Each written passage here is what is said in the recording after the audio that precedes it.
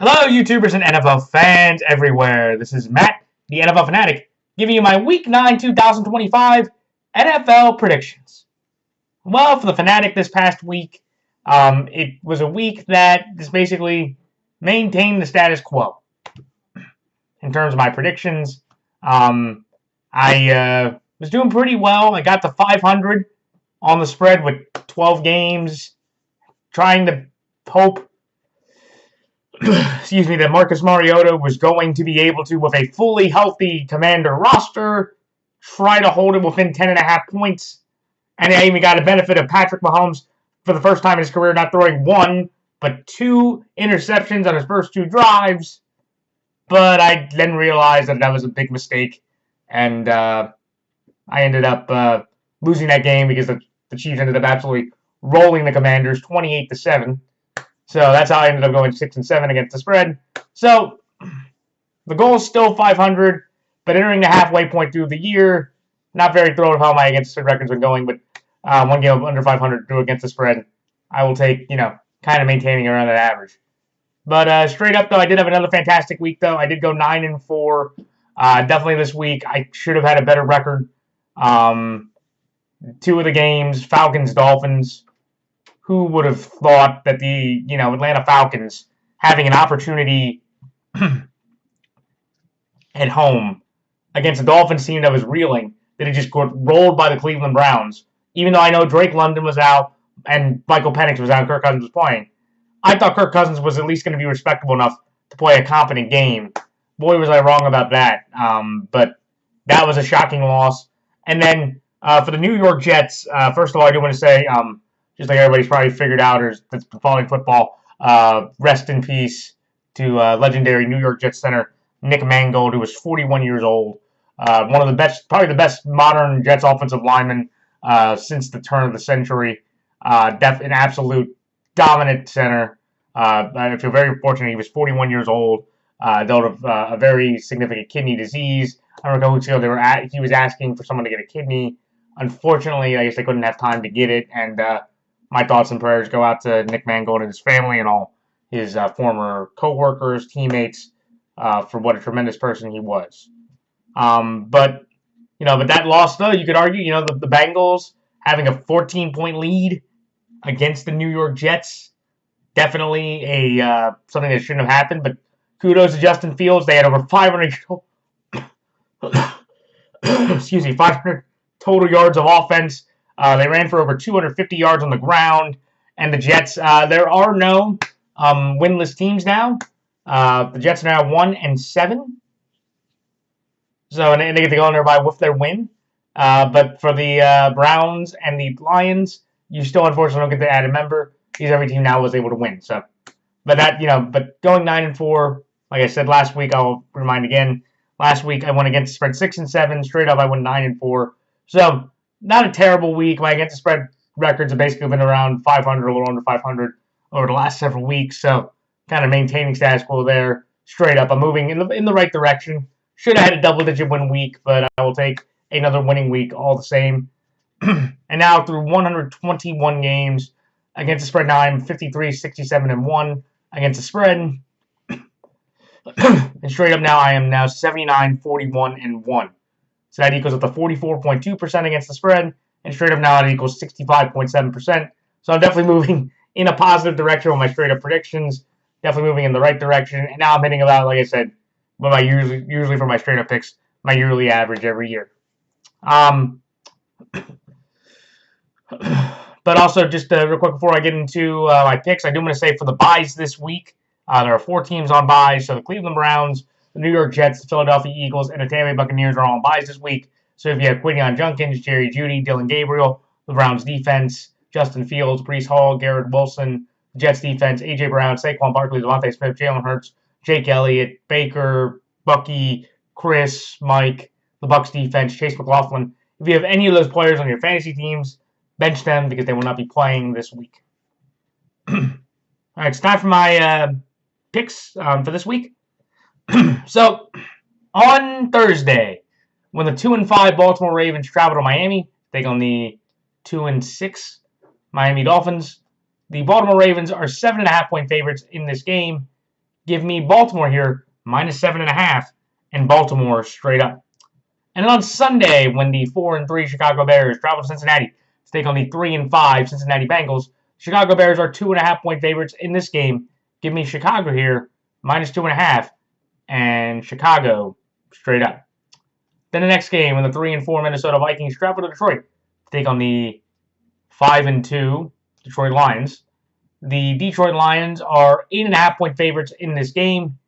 Give me Detroit here, minus 8.5, and Detroit straight up.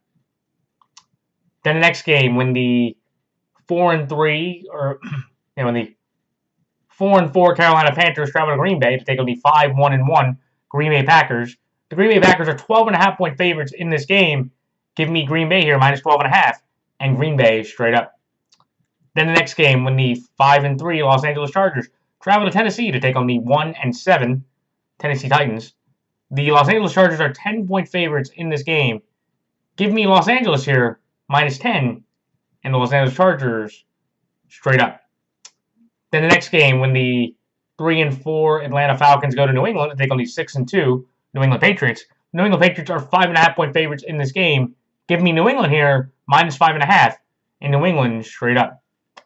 Then the next game, when the 5-3 San Francisco 49ers travel to New York to take on the 2-6 New York Giants. The San Francisco 49ers are 2.5-point favorites in this game. Give me San Francisco here, minus 2.5, and San Francisco straight up.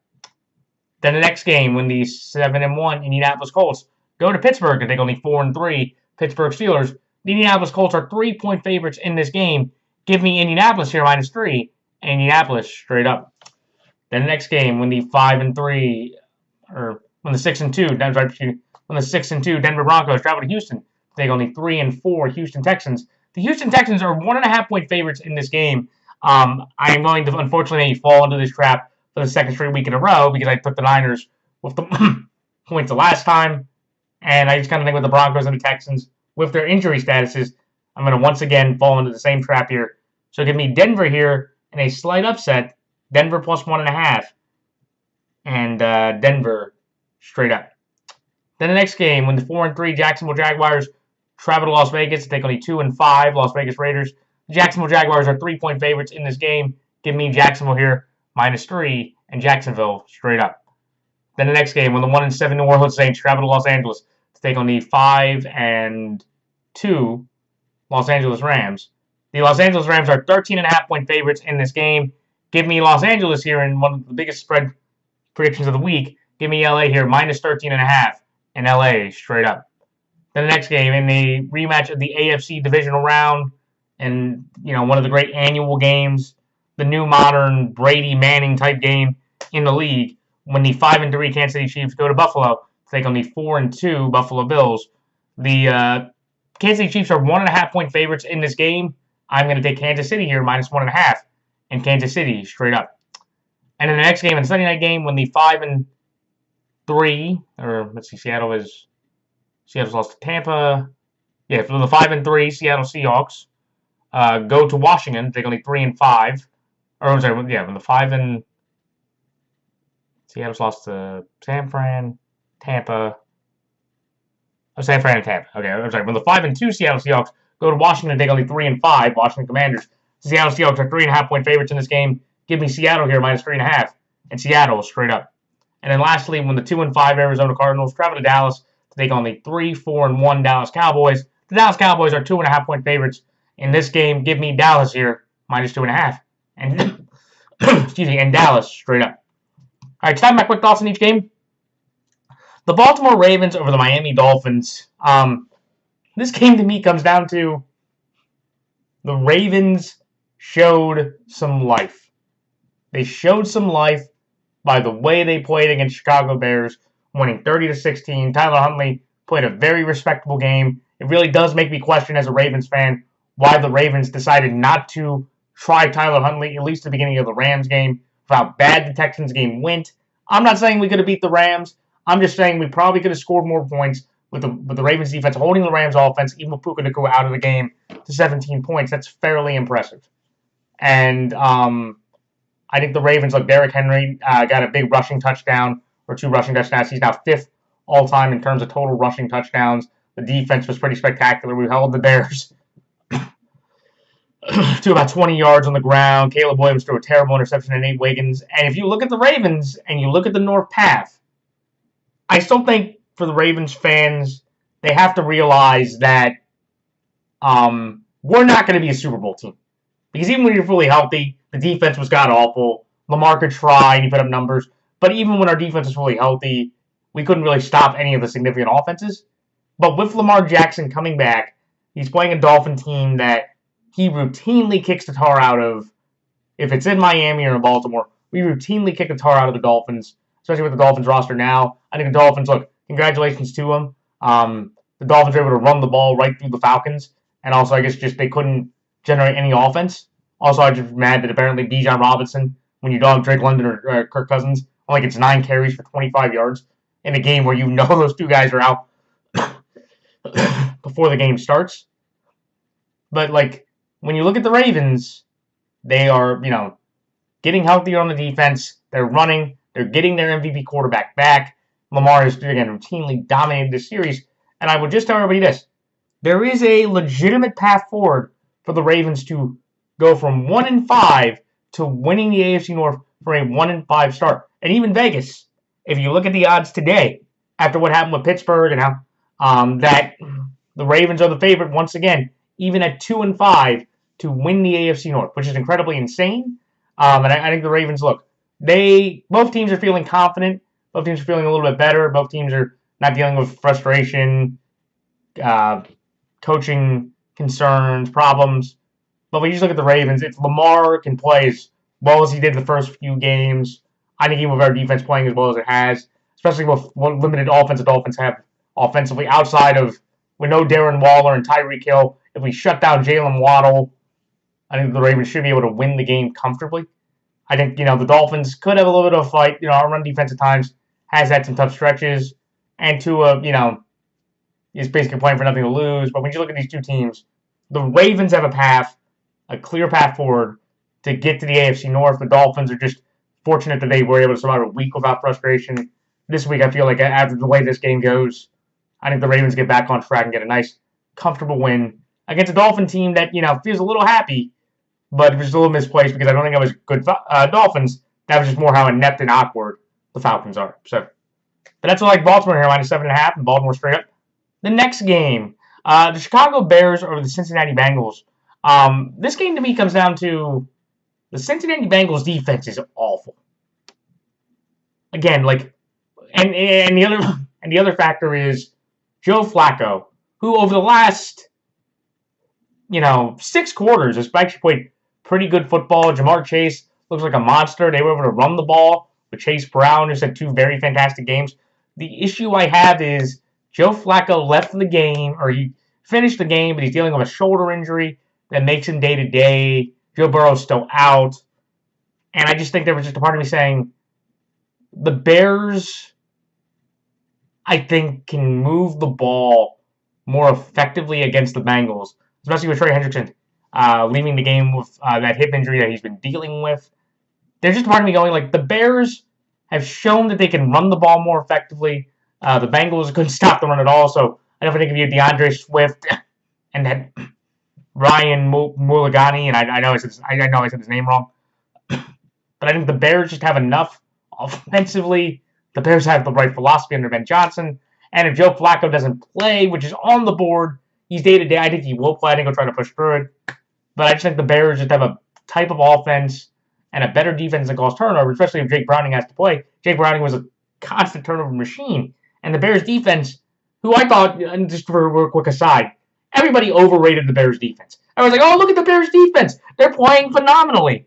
It's like they're getting a bunch of turnovers against Geno Smith, Spencer Rattler, and the Commanders, who basically cost themselves that game with the turnovers. If the Commanders have 1 fewer turnover, they lose that game even though losing a turnover battle. That Bears defense is not very good.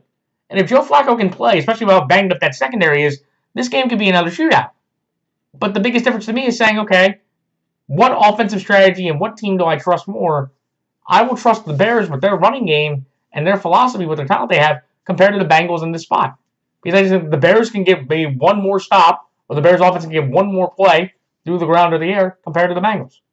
And if Joe Flacco's out, I just think Jake Browning, he's just going to have another terrible game. And I think the Bengals, after having all that momentum, after playing the Packers well, or beating the Steelers in a big moment, you play the winless Jets and lay that big of an egg. I think the Bengals, even with Joe Flacco playing as well as he has, they're not going to be able to win games because they can't stop anybody. And Joe Burrow wouldn't, say that anyway. I think it should be a great game, and I wouldn't be that surprised if the Bengals win because I don't really trust the Bears' defense. But from what I've seen of the Bengals' defense and the injury to Joe Flacco, I think Caleb Williams, with the weapons he has and talent he has, should be able to pull out a win against the Bengals team that is just going to feel like they found the quarterback to answer the response, but the quarterback and the offense was not the main issue with the Bengals. It's always been that defense. And I just think with the defensive injuries and just the concerns, I think the Bears just get one more opportunity and one more score compared to the Bengals. So that's like Chicago here, -2.5. Chicago straight up. The next game, the Detroit Lions over the Minnesota Vikings. This game comes down to me easily enough in saying that, look, the Detroit Lions are coming off a bye. They've played very good football outside of week 1. Even the Chiefs game they played, I thought a respectable game. They just couldn't stop. Their defense couldn't stop the Chiefs' offense. And I think that was kind of the biggest concern I had. Was that. But I look at what, the Detroit Lions have. I am, concerned about the secondary. But the advantage is, like DJ Reed's been out. Terry Arnold has been hurt. Like, they've had a bunch of defensive injuries through their secondary. But I look at this Lions-Vikings game and go, okay, the Lions are coming off a bye. The Lions' offensive Amon-Ra, J-Mo, and all that, like Laporta, like the Chargers were basically able to move the ball at will. I think the Lions' offensive line is good enough that they wouldn't be able to generate enough pressure. And they're going up against J.J. McCarthy in his 3rd career start. And that's why I have all the confidence in the Lions. Is that as much as I, thought of J.J. coming out of Michigan, I thought he was going to play well. In all brutal honesty, in 8 quarters that he's played, he's only had 1 good quarter, and that was the 4th quarter against the Bears. The other 7 quarters that you watch him play, he isn't very good, and he's coming off another injury where he's playing his 3rd game out of a possible 25? Like, playing 3 out of 25 possible games to start your career is not great, because you do have that concern of, can he finish the game? Can he, And I just think, look, Aaron Jones played okay with the Lions defense. Has been able to get stops, touch Brown, with defensive tackle. And I just think with JJ being thrown into that fire is his 3rd career game. I don't know if he's going to get, the opportunity to get the weapons or have time to make throws against the weapons, even with the banged up Lions secondary. And I think the Lions are just healthy. They're more rested. And I just can't trust JJ in this spot to win. Because I just haven't seen anything that would prove to me otherwise that JJ is at least a competent quarterback or showing any signs of improvement or growth through, at least this game. It will be an interesting game because I think, the Lions and Vikings is a great divisional game. The game in Minnesota last year came down to a game-winning field goal by Jake Bates. Last year in Detroit in Week 18, they blew them out 31-9. So, I don't expect that kind of maybe outcome unless JJ just completely underperforms or can't perform at all. But when I just look at both these teams, the Lions have better structure. They've a bit of a better offensive-based idea, and I just think Jared Goff should significantly outplay JJ from what we've seen in JJ's only 3rd career game. So, but that's why I like Detroit here, -8.5, and Detroit straight up.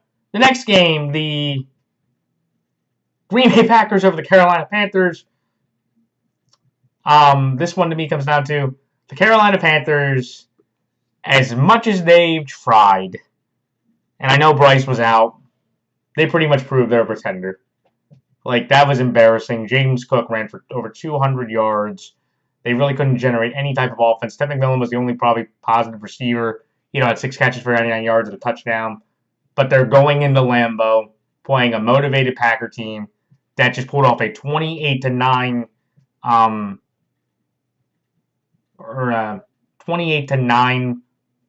second half run to beat the Steelers. Jordan Love threw for 360 and 3 touchdowns. Tucker Kraft became the first Packers tight end to have 140-plus yards, receiving and 7-plus catches in a game for a Packers tight end in franchise history. And I just think for the Panthers, like, they have shown some flashes, but there have been other moments where you just look at the Panthers and when they're playing certain competition, they just seem completely overwhelmed and overmatched against teams that just are not clearly in their league. And also, they did also lose, I think, one of their Brady Christensen, I think one of their tackles is out for the year with an Achilles injury, so best wishes to him for health-wise. But that's a big blow against this Packers defensive front, who have Devontae White, who have Micah, who have Rashawn, who just have this fantastic front seven. And I just think the Packers are just fundamentally, in all phases, significantly better than the Panthers in every which way. We might be playing Andy Dalton again. And I think at home at Lambeau in that cold, I think the Packers just roll the Panthers pretty easily in this game. So that's why I like Green Bay here, minus 12.5, and Green Bay straight up. The next game, the Los Angeles Chargers over the Tennessee Titans. This game to me comes down to the Titans are the worst team in football. Like I've watched the Tennessee Titans a majority of the year, and they really don't do anything that great. They don't have L'Jarius Sneed. They just traded Roger McCreary. Calvin Ridley has a hamstring injury. Jeffrey Simmons can't play. Cam Ward looks like he can't really stand up or protect himself that well. The offensive line's bad. And the Chargers, look, I know they're dealing with a whole set of injuries themselves, but if they were able to beat the Vikings the way they did, they should be able to do the same thing, about tenfold, against the Titans in the same exact way. I think the Chargers just have a better running game, better coaching staff, better quarterback, or better weapons around him. And I just think the Titans, where like they are trying their best, and then you have some Alec Eilmaner, Gunnar Helm. Like the Titans do have some pieces that maybe you can try to build off of. Tajay Spears didn't play that bad of a game, but they're playing with an interim coach. They have a kicker that can't really hit a field goal. He can kick pretty far, he just has no accuracy. I just think when you look at the Chargers play, the Chargers are just better, even with all the injuries, just better across the board in every single category. Where the Titans, they haven't won a home game in a long time. I just think for the Chargers, they have enough talent, or the Titans are that weak, that even with still one of their corners going down, I think the Chargers just are fundamentally top down a significantly better team than what the Titans have been able to show. So, but that's what I like the Los Angeles Chargers here, minus 10, the Los Angeles Chargers straight up. The next game, the New England Patriots over the Atlanta Falcons. This game to me comes down to I am taking New England based on the ineptitude of Atlanta. Atlanta is 3-4, and they have wins over a Commander team. They played Tampa very well, and they beat the Vikings by 16 points. But at the same time, when you look at the Falcons, this is the same team that has losses, a 30-0 loss to the Carolina Panthers, who were winless at the time, on the road. They lost to the Dolphins on Sunday, who didn't have Tyreek Hill, Darren Waller, and had literally Devon Achane and Tua Tagovailoa play the best game of his season against the Falcons defense that earlier in the year beat the Bills. The Bills, mind you, and that wasn't even a particularly close game. And they lost to the Niners when the Niners had nobody healthy on their roster, offensively or defensively. George Kittle played and he couldn't even do anything. And the Falcons lost that game because they couldn't let Christian McCaffrey stop them. And you just look at Atlanta and go like, okay, Atlanta has been able to prove they can win indoors. Atlanta hasn't been able to prove that they can have good, top or negative moments. And I just think, when New England is, to me, the fourth best team in the AFC, and they are playing some of the best football all around. They've been able to run the ball incredibly well with TreVeyon Henderson and Ramondre Stevenson. The defense, held the Browns' offense 13 points. Drake May has 17 TDs. He's in the leading completion percentage, a quarterback rating, has a 76 ESPN QBR. Like, Drake May is clearly in the MVP conversation, and I just think the Pats just are fundamentally better sound. They defend the run a lot better. They actually have consistency. I just think Drake May with his legs, and with Kayshon Boutte emerging, Stephon Diggs, the Pats have not played this level of consistent quality football since Brady left. That's how good the Pats are playing. And I just think when you look at that compared to the Falcons, could the Falcons, if Drake London can get healthy and Michael Penix can get healthy, could they compete with the Patriots? Sure. But I just think with how bad Raheem Morris is as a coach, I just don't know if I can trust them over Mike Vrabel and what the Pats have been doing. Also, it is Atlanta, New England, so, if Atlanta has a big lead and they choke it, as Falcons fans going against Pats fans, they're used to that. But I just think when you look at these two teams, the Pats have found their identity, found their talent. They just gave Marcus Jones an extension today, just a little bit ago. But this Pats team is just fundamentally rolling through opponents right now, and I think Atlanta can maybe run a challenge, and London can get back, and Penix can get back offensively. But if you told me, like, in a big spot, if both teams are even, I'm going to go with the quarterback and coach over either way. I'll take Drake May and Mike Vrabel every day and twice on Sunday over Raheem Morris and Michael Penix Jr. Well, I don't think it's played bad, but he's definitely leaning more towards, if you want to say Drake, Drake and Penix who came out the same year. Drake's leaning more towards the Jaden level, where Penix is leaning more towards the JJ level. To where it's like, okay, Penix is, okay, but with the injuries and some of the other concerns, how much trust do you have that, the Falcons can actually cobble together a good enough run for them to win? So, should be an interesting game because, again, it would be totally on brand for the Falcons to beat the Patriots and get their fourth win and have arguably two of the more impressive wins of the season, while they're still being 500 because they have two of the ugliest losses of the season. But I think the Pats at home, on the road for the Falcons, going out of the dome, playing in the cold, I think the Pats easily and comfortably win this game just based on their coaching, their confidence, and consistency playing at this level compared to a Falcon team that is, at the very least, been incredibly inconsistent. So that's why I like New England here minus 5.5, New England straight up. The next game, the San Francisco 49ers over the New York Giants. This game comes down to me to where both teams are incredibly injured, and real quickly, I do want to say my best wishes to New York Giant running back Cam Scatabo. That was incredibly gruesome, dislocated ankle injury. He's going to be out for the year, but he's definitely going to be a fun piece for the Giants moving forward. But when you look at this game with both injuries kind of in significant portions, you look at, and again, to be fair, I thought the Niners, could beat the Texans with how bad CJ had been playing. This matchup, I feel better about taking the Niners, even regardless of health status among everyone on the roster, just because I think Kyle Shanahan should be able to run 50 million circles around Brian Daboll as a coach. And again, I will say this again. Anybody that wants to defend Brian Daboll because of the Jackson Dart spark, shove that, okay? Screw that. Brian Daboll is a pathetic coach, okay? This man is a loser. He is a certified loser at this job. And again, what were the Giants' plans? And again, is Jackson Dart going to flourish with this current situation now? I don't think so. And I'm not going to blame him.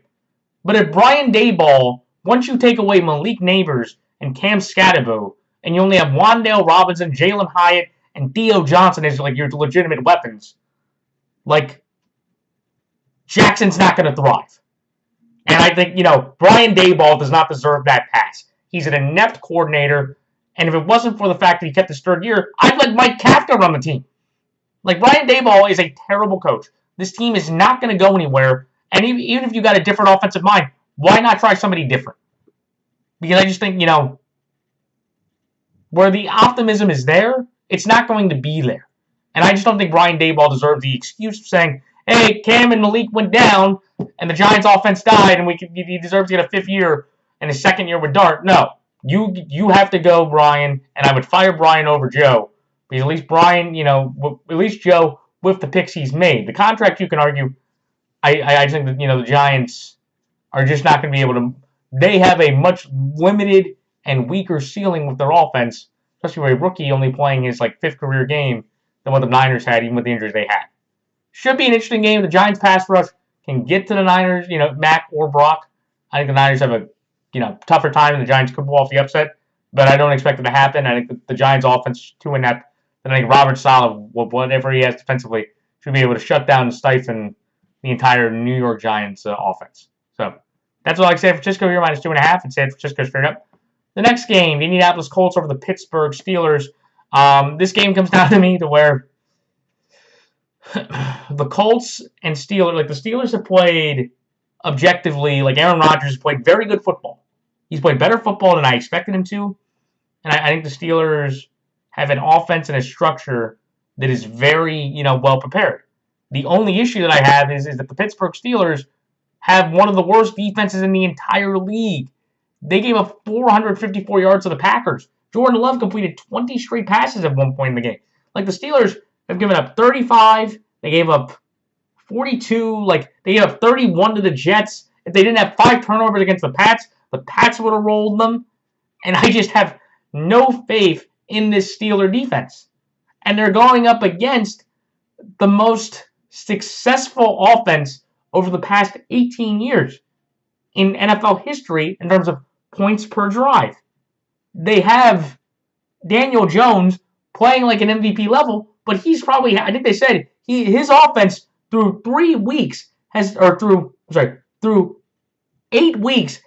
the 3rd most points in Colts, both Baltimore and Indianapolis franchise history.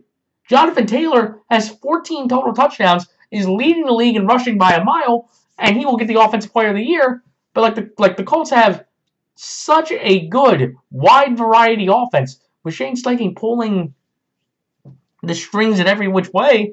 I think the Colts go into Pittsburgh and roll through a very bad and suspectable defense that is the highest paid defense in the league, which is crazy. Could the Steelers score on the Colts?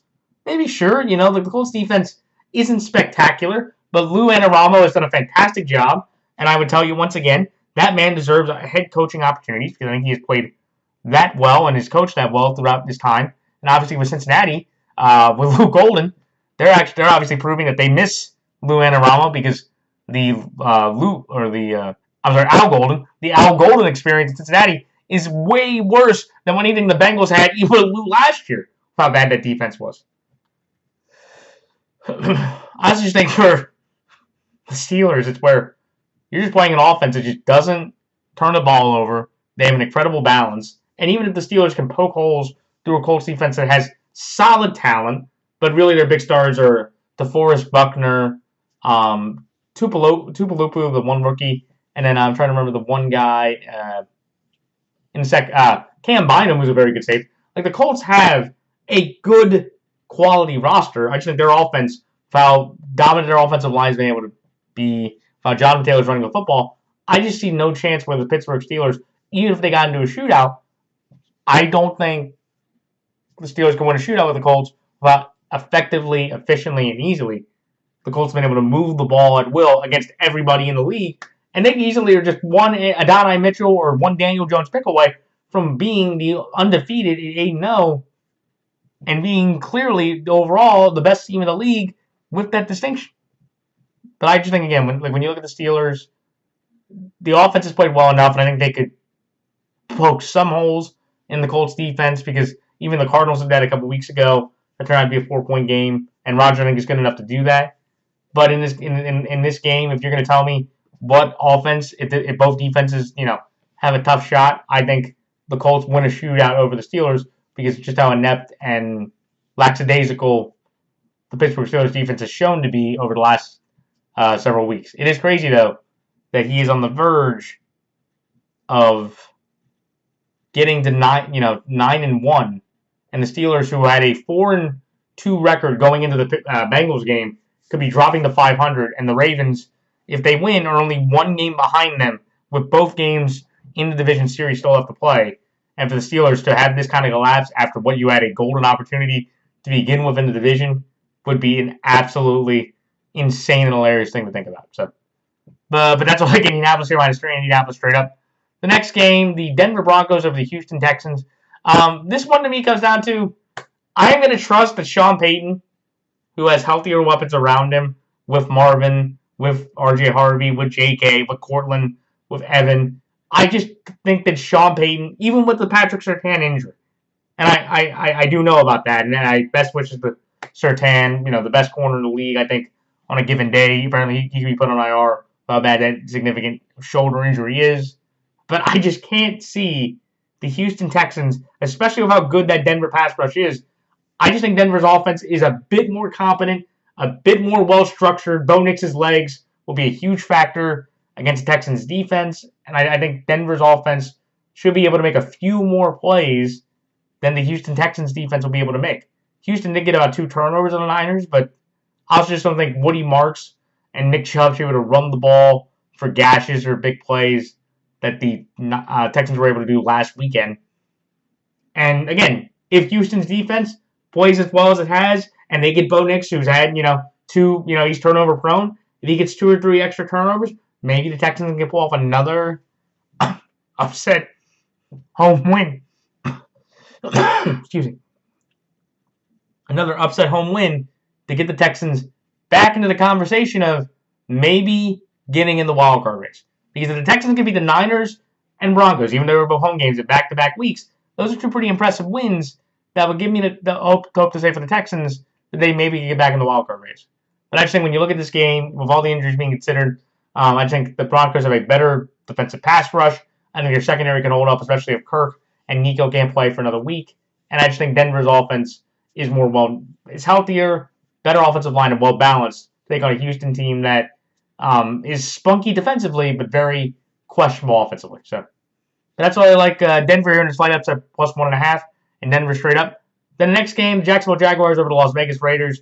I am taking Jacksonville here based on the fact that the Raiders are terrible.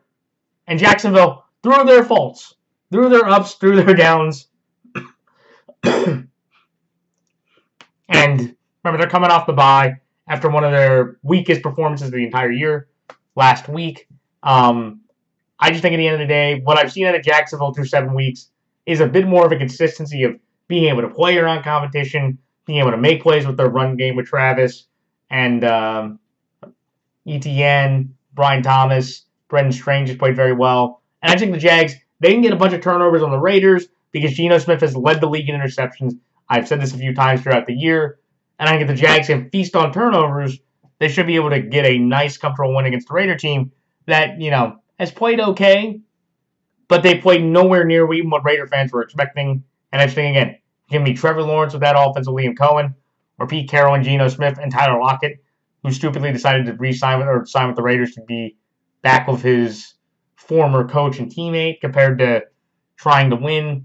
That's just a bit of a question. But Jacksonville over the Raiders here, better team, better roster. I think Jacksonville should be able to feast on at least 1 to 2, maybe 3 turnovers by the Raiders overall. And I just think the Jags get a nice, comfortable win here in a stadium that's going to be more filled with Jags fans, I think, compared to Raiders fans. So, but that's why I like Jacksonville here -3 and Jacksonville straight up. The next game, the Los Angeles Rams over New Orleans Saints. The Saints are the worst team in the league. They're starting a rookie quarterback. The Rams are getting healthier. They're rested. And I think the Rams, top to bottom, are just a significantly better team. There's really not a lot of analysis here. The Rams are coming off a bye, coming off momentum. Stafford's playing phenomenal. And the Saints are starting a rookie quarterback. And again, kind of like my old adage, until a rookie quarterback can win a game, I can't take them. And I think of how inept the Saints offense has been. Alvin Kamara off the game, or Alvin Kamara has been dealing with an injury. Chris Olave has been dealing with injuries.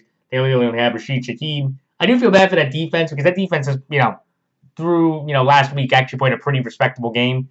Just unfortunately after you get a goal line stand and Spencer Rattler throws a 4-yard pick six. I think it was the right time for the Saints to make a change. But I'm going to take the Rams here just because they're at home, and I think the Rams are fundamentally significantly better in every single way against the same team that is now competing with everybody for the race to the bottom. So, but that's why I like the Los Angeles Rams here -13.5 and the Los Angeles Rams straight up. The next game, the Kansas City Chiefs over the Buffalo Bills. This is the hardest game I had to pick all week based on the fact that I know the Buffalo has won the last 4 games in the regular season, where the Chiefs have won the last 4, in the postseason, both regardless home or away. And I know Isaiah Pacheco, I just read, went down with a knee sprain, and he is now considered week to week. So best wishes to his health there. But I'm going to Kansas City here because I know one key thing is true. The Bills' run defense has been god-awful. And I know, but if you're Kareem Hunt and Rashad Smith, you need to tell Andy, we need to run through, especially with Ed Oliver now being out, for a significant amount of time due to that bicep injury. I just think the Chiefs are playing a more consistent, dominant, and I also think I do not trust that the Bills secondary has played a receiving core as fully healthy and talented as the KC one with Tyquan Thornton Juju, Rasheed, Travis, X-Worthy, like all these guys going against that secondary, which has played pretty well. I think the Chiefs will be able to find 2 to 5 opportunities to burn them in this spot, and I just trust Mahomes and Reed in this current iteration, what I've seen compared to what I've seen out of the Bills this year, who have basically been in tough competitive games against the Dolphins. They lost to the Falcons. They lost to the Pats in a tough competitive game, nobody thought. And I just think KC just is fundamentally better and just a little more hardened and a little bit of a better team defensively that can limit the Bills' offense enough to win this game. Should be a phenomenal game. The KC Buffalo games always usually are, but I'll take KC here. Healthier team, bit more disciplined, not nearly as bad defensively, and I just trust that KC can go in there and play a confident enough game to win. So that's why I like Kansas City here. I just wanted to have Kansas City straight up. Then the final 2 games, the Seattle Seahawks over the over the Washington Commanders. The Washington Commanders defense is awful. They lost Terry McLaurin to an injury. I think, Jaden Daniels could be out there and he can make some plays, but he's playing against Seattle secondary, which should be able to get a few of their corners back. Their the Seahawks should be able to run the ball effectively with Kenneth and Charbonnet. And I just think Sam with his legs and without Jackson Smith and Jacobs been playing, who's proven to be the best receiver in football this year, and much to my surprise, a legitimate number 1 wide receiver. Also, the Seahawks have routinely played very well, even in Pete Carroll over the years, going from west to east coast in these moments. But I'm going to take Seattle here. Better running game, better defensive unit. I trust that Seattle should be able to limit whatever Commanders quarterback has, whatever weapons he has around him.